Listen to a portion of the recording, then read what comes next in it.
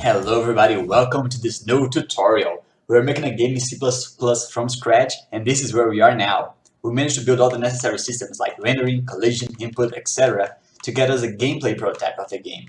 Today, we will finish the base gameplay by adding a score system and enemy-controlled AI.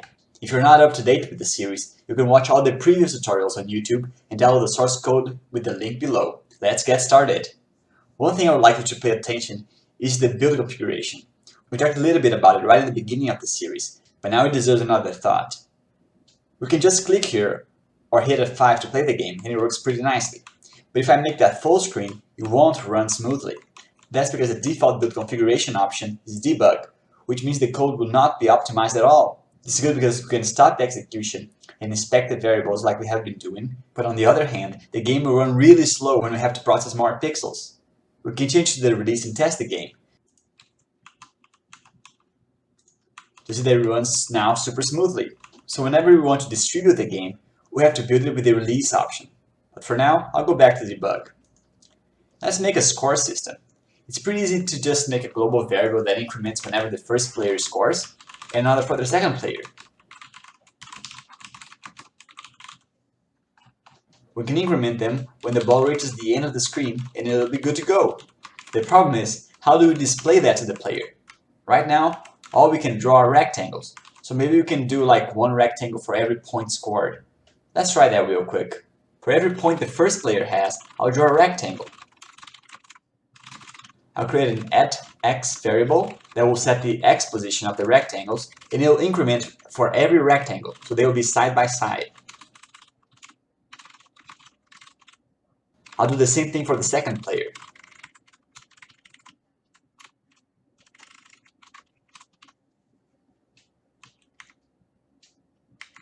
That was simple enough, but can we actually draw numbers?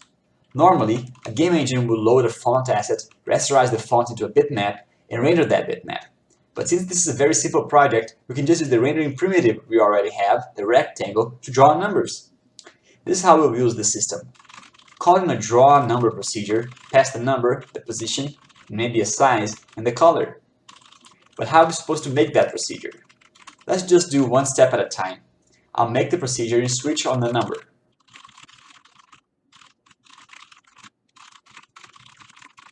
If we want to draw a 0, I will draw 4 rectangles, a left, a right, a top, and a bottom. They will close off and form a 0. I'll assume the x and y position are the center of the character we're going to draw. So the left rectangle's position will be x minus the size of the square we are using as a unit, and y. And the half size will be the half size of the square, and the full size times 2.5 for the y.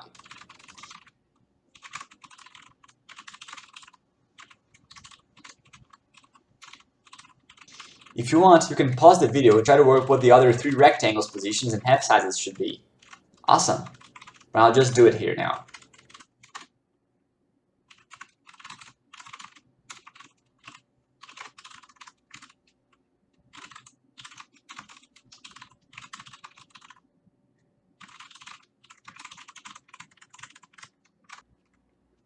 Awesome, we have a 0. What happens when you try to score a goal? Well, we don't see a number, because we have to do that for every digit. So I just speed it up. This will still be faster than loading the font and everything, but for a more robust game engine, you certainly want to have a more complex way to draw numbers. But one step at a time. For this game, this will be good enough.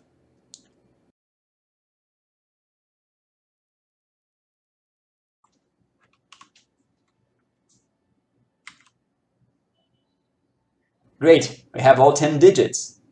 But we need an arbitrary number of digits. Are we supposed to add a case for 11, 12, 13, and all the way to the next number we want to add?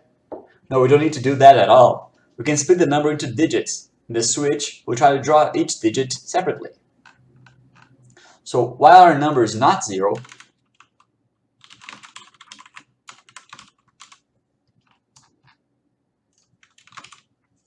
I'll try to get the rightmost digit by just getting the remainder of the division by 10. This operation is called modulo. So the digit will be the number, percent, that represents the modulo operator, 10. The new number will now be the number divided by 10. So if the number is 123, the first digit will be 3. and the new number 12.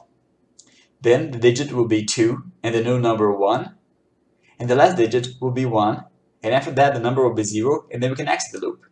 Perfect. Now we have to move the x position every time we draw a digit, just like we did for the squares. Subtracting 4 times the square size will give us a nice spacing, except for the 1 case, which 2 times the size will suffice.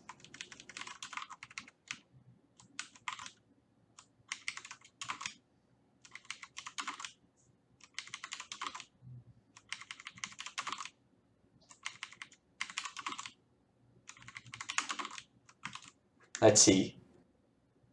Well, we don't have a 0, but about the other ones, nice. Let's wait.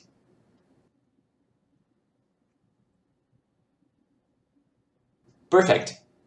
Now why didn't we see a 0? Because if the number is already 0, we don't even enter the while loop in the first place. Now we could make that a do while loop, but I'll just record if we drew a number and enter the while if the digit is non-zero or we haven't drawn yet.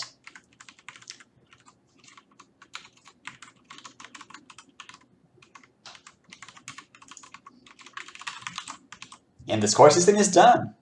Let's make an AI for the game.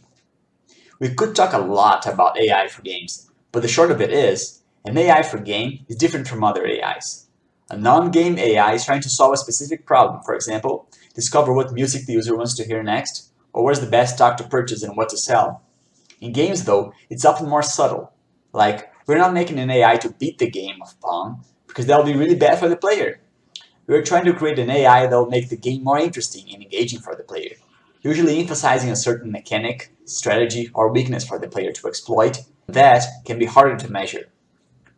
So we will begin with a very simple and stupid, so to speak, AI, and analyze if we should make it smarter, and with what game design purpose. The very basic idea is we'll implement if the ball is below the player, it will try to go down. If it's above, we'll try to go up.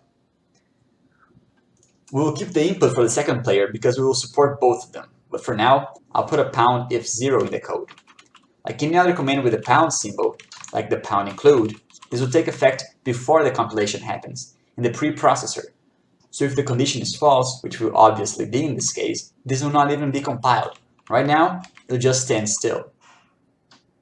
Now let's implement what we discussed. If the ball is above the player, it will try to go up, and if it's below, it'll go down.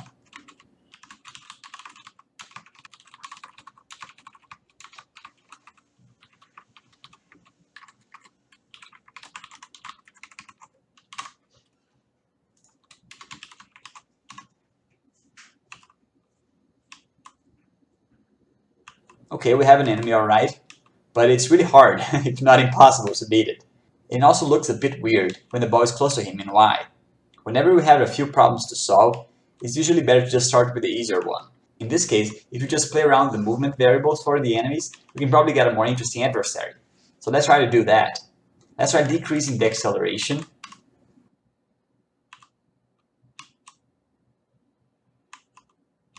Cool. We can also try to increase the ball speed a bit.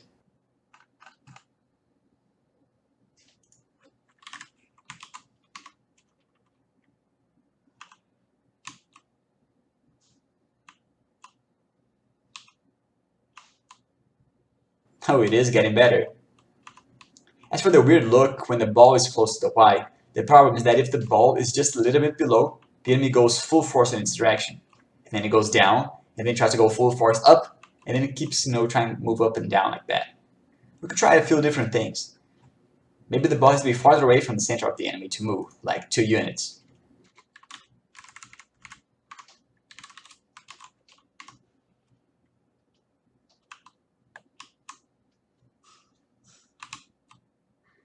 This already looks better.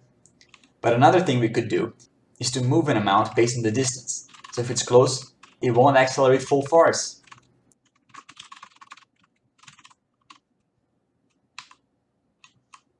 Well, it's moving really slowly, so we should add like a coefficient here. And probably limit it as well.